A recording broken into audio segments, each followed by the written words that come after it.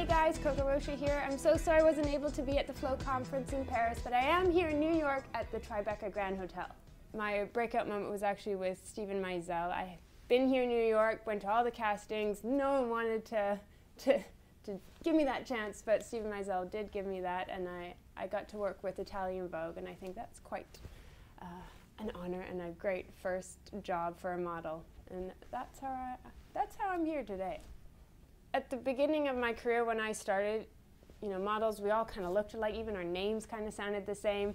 You didn't really know one from the other, and I just took it as it is. But later on, I saw that there was these things called blogs, and people were really interested in them, and I thought, well, this industry that I'm part of, no one really talks about anything. So I just started writing about whatever. If it was my vacation, hanging out with my friends, I remember one of my first one was this bird. It was really cool, and I just wrote to my friends and families, and if anyone else wanted to hear what I had to say, they could listen in. But slowly but surely, there was a lot of people really interested in what I had to say, and I thought, well, this could be a platform that no model ever had, or even this industry ever had. And I thought this could be really effective later on in my career, and sure enough, it was. I think it's so important to be an early adopter in all sorts of platforms and social networking. One reason being that you want to be the go-to person. So, for example, for me, I was one of the first models in Twitter, in Instagram, in Tumblr, and because of that, people go, I want to follow a model. Who is there? There's Coco Rocha. And I think anyone in any field, they should think of that. So, for example, Vine. It's been around for a while. Some people don't really like it. Some people love it. Use it. See if it's actually going to work. Now, of course, there's Instagram, who also does videos. Who knows if that's going to work out. But if you ever see something that you really like or passionate about and you think, this might be successful, get your name. Go out there and be the first in your field. And like it's worked for me, it's going to work for you. So there is not enough time in my life to do all these things, and that's why I have an awesome husband, and you should get an awesome husband too, to help you out. I mean, I do as much as I can, but I really keep it in the family. James, my husband, and I do everything. So there is not a PR group that is performing on my behalf, my Twitter account or my Instagram account. It's just me and my husband, and he takes my photos and helps me out. But really, it does take time. And if you're trying to grow a business, social media is so important. Take the time to do it. But yes, it does take a lot of time, and it's not as fun as it should be, but it's really about growing your business, so do it. It's important to take your time when you're taking photos or videos or even writing something on Twitter. When you do take that time, people will sit and pay attention to a beautiful photo, to a beautiful video, or something funny that you wrote on Twitter. Let's talk about what I look at during the day. When I wake up in the morning, the first thing that I look at is Instagram. I'm a visual girl. I love photos. I think that they're very effective, personally. The second thing I go to is Twitter. I want to see what everyone's talking about, and that is how we get our news these days. The third thing I go to is Facebook. Funny enough, a lot of people don't believe in that anymore, but I still do. And then fourth, Tumblr, and then from there it's still Vine. I've got Pose. And then I even go into my Chinese Sina Weibo and Tencent Weibo and see what my fans are doing. I do not understand what's going on, but some write back to me in English, so we have some communication. And then I say good morning to my husband, who has been going through all of it too. I think that Twitter, sometimes it can get really boring these days. People are just writing about really nothing, and I get tired of that. I want it to be a little smirky, I want it to be funny, and powerful at the same time. So when you're writing something, make sure it's worth reading, because there is tons of information that people are reading, and again, you want people to stop and focus on your comment on what you have to say. So make it funny, make it snarky, or make it informative. I definitely interact with my friends, I like to call them. You don't have to be a fan. And I think it's important to. I mean, they've taken the time to appreciate your work, and you should take the time to thank them. And it doesn't have to be about, like, you're so amazing. I enjoy when people tell me they had a funny experience, and this photo brought back these memories or whatever. And even some people that are mean to me, I like to write back to them, just to let them know that if you had enough guts to write on my page, I definitely have enough guts to write back to you. And sometimes they don't like it, but hey, you know, I think about cyberbullying, not cool. So if they're gonna do it to me, I'm gonna throw back just as much to them. But I try and keep it super positive. I think that it's important to let people know that I'm just as appreciative that they're following me or checking out what I'm doing. A funny experience that I have, try and keep it short, a young girl had said she was my twin sister on social media, and she decided to tell the world that unfortunately I made as a model and she was the hated sister. And so I tried to get rid of her because she was getting a little creepy. Funny story, but a few years later I find a girl, her name was something Conran, and I thought, wow, that's interesting. Look a little further into her background. She's actually from the same little town that my husband's dad was born. And so Conran in Saudi Arabia, very specific, and I thought, no way, she could be a cousin. So James and I were just about to write to her, but I thought, I'm just gonna check a little more into this. I realized that this was the twin of mine, now changed her name to Conran, which is my married last name. Social media can be an awesome tool, but also it can be a terrifying tool. Make sure that whatever you're doing and the communication that you have with people, that it's effective, that you're not giving too much away, and not that you're finding a new relative that is just a creepy stalker. I was interested in the Fancy long before I heard about the Fancy box. It's a really great tool to just look at a feed of things that you never thought you needed, but now that you've looked at it, you kind of want to buy it. That's my sort of thing, especially they have these awesome gadgets, they have great accessories. It's just beautiful items.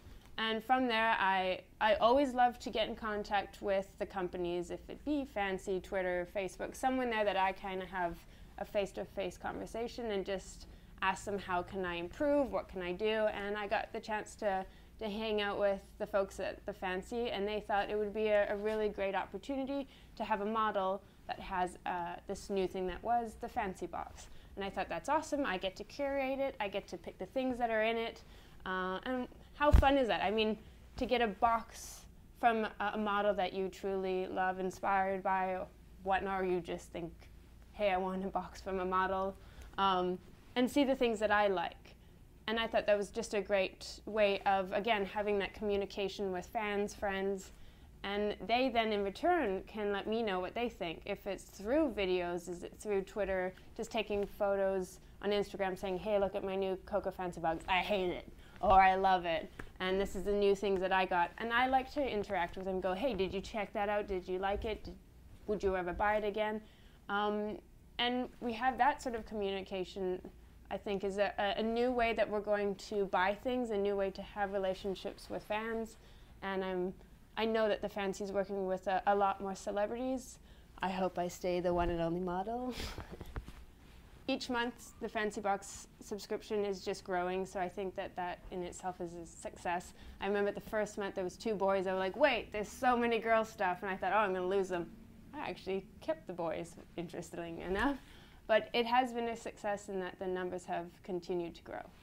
Most models, you see them in photos, but rarely do you know their backstory. And although, yes, I'm on so many of these platforms, I still wanted people to see me as me in my element. And if you know me or not, I do on the side train with models, if it's from runway to posing, or just ask questions about starting out in this industry. And when Shine Productions and The Face and Oxygen had come to me and said, would you be part of this? I thought, perfect, this is a perfect tool for A, showing people me, 2, working with girls on a bigger platform, and also hopefully that this can let people out there know that I'm willing to give advice in this industry and to show people that there isn't just one way of modeling. And if you did see the show, you did notice that there was 3 different models from 3 generations of 3 ways of modeling, and there isn't just this one success, and my road was a certain way, and I want the girls out there that are very similar in my lifestyle and in what I do, that they know that, hey, I can do it too if Coco can. So I thought it was great for me to experience TV, totally different than modeling, and just also to let people know out there that it's okay to be a little different, and the industry needs to be shaken up a little, and I wanted people to see how I'm doing it and how they can do it too. Septembre is a fashion brand from Australia, and who would have thought that they would have asked me, a girl from Canada, to take over their social network accounts way out there in Australia. But it was such a smart decision for them and personally for me. For them to have a model, some people might have thought, well, I would have gone with an actress or a singer. They have more followers, you know, a bigger opportunity. But when we did this, it was a huge success in the industry. You know, there was news about this here in America about how I was taking over the accounts. It's not that big of a deal, but funny enough, people want to know what models are wearing or what they believe in or if they like those designers, and especially Septembre. It is so affordable for young girls. They get excited to know that a model that wears high fashion designers, Dolce & Gabbana, Prada, Gucci, that she also wears something that they can wear too. And again, it's that whole communication line. If you let people know that you're pretty much just down-to-earth girl, you wear the same sort of thing and you love clothes and this is how you can wear it, it was going to be a success. I've been working with Longchamp for 4 seasons now, and each time it's just a way different experience. From the beginning, they've asked me to incorporate dance, which my background is dance, more so Irish dancing, but hey, disco, why not? And this season that has just come out was disco dancing, and I love it. I think that this industry is all about imagery, of course we know that, but sometimes we think of fashion a certain way. So it was so refreshing to this industry and to people alike to see a model dancing. It wasn't a dancer dancing, it was this model that you've seen in other campaigns, you know, giving a little twist on fashion, and a lot of people loved it. The video was only for online content, it was not for TV commercials, but people have taken it.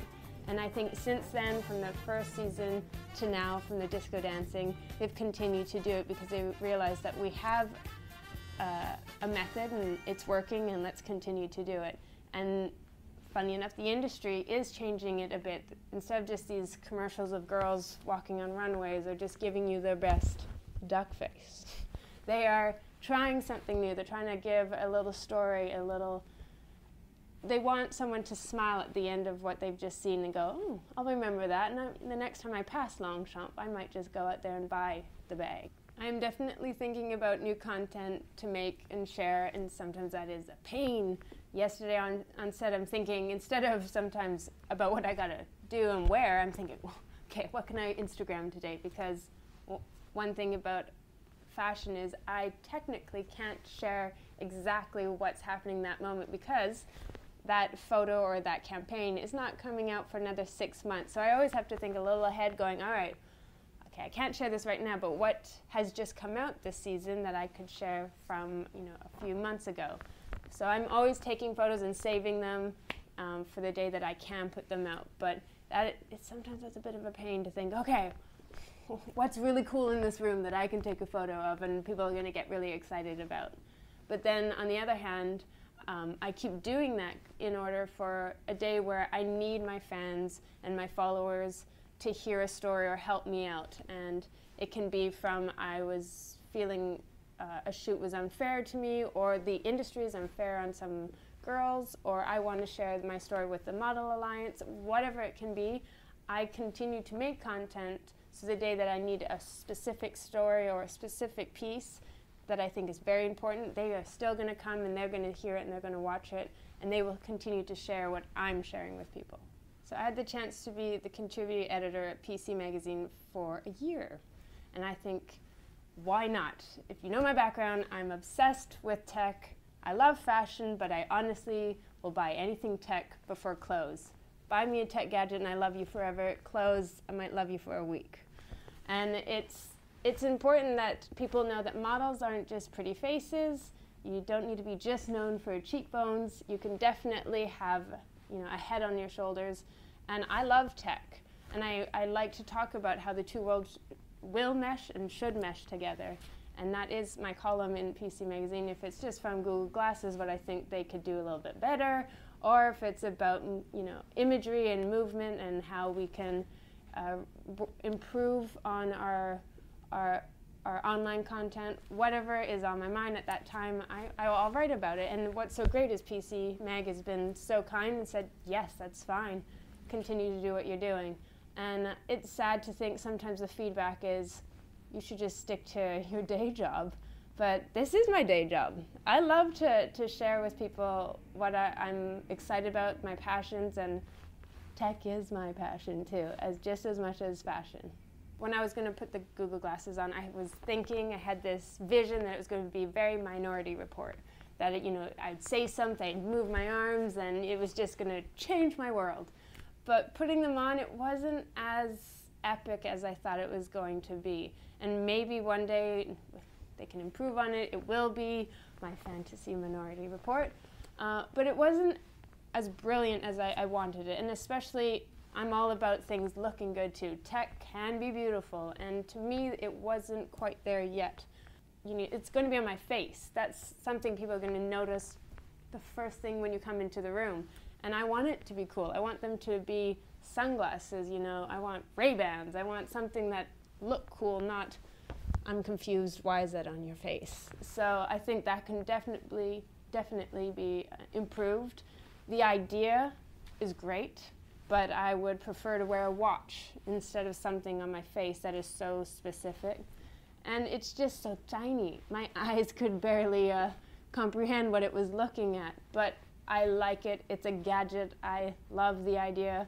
So hopefully Ray-Bans get in on a collaboration with Google Glasses, and we are on our way.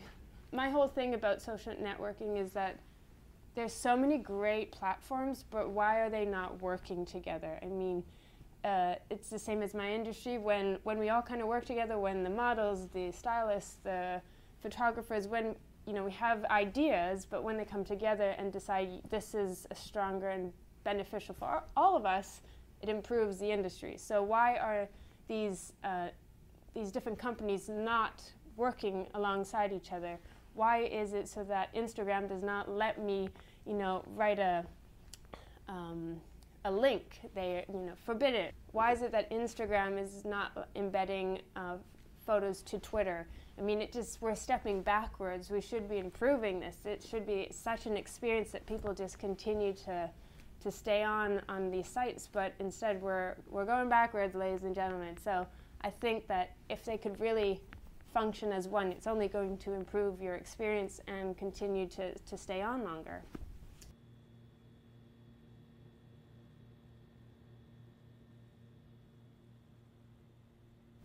Well, Olivia, I don't know if you know of her, but she was a YouTube sensation here in America, Sweet Brown. I would say Sweet Brown is the one to watch out for. Well, I woke up to go get me a cold pop, and then I thought somebody was barbecuing. I said, oh, Lord Jesus, it's a fire. Then I ran out. I didn't grab no shoes or nothing, Jesus. I ran for my life. And then the smoke got me. I got bronchitis. Ain't nobody got time for that. The Red Cross is helping those families displaced by the fire. I got bronchitis. Ain't nobody got time for that. Ain't nobody got time for that. Ain't nobody got time for that. Ain't nobody got time. Ain't nobody got time. Ain't nobody got time for that. Ain't nobody got time for that. Ain't nobody got time for that. Ain't nobody got time. Ain't nobody got time. Ain't nobody got time for that. Ain't nobody got time for that. Ain't nobody got time for that. Ain't nobody got time. Ain't nobody got time. Ain't nobody got time for that. Well, I woke up to go get me a cold pop. Then I thought somebody was barbecuing. I said, oh, Lord Jesus, it's a fire. Then I ran out. I didn't grab no shoes or nothing, Jesus. I ran for my life. Ain't nobody got time for that. Ain't nobody got time for that. Ain't nobody got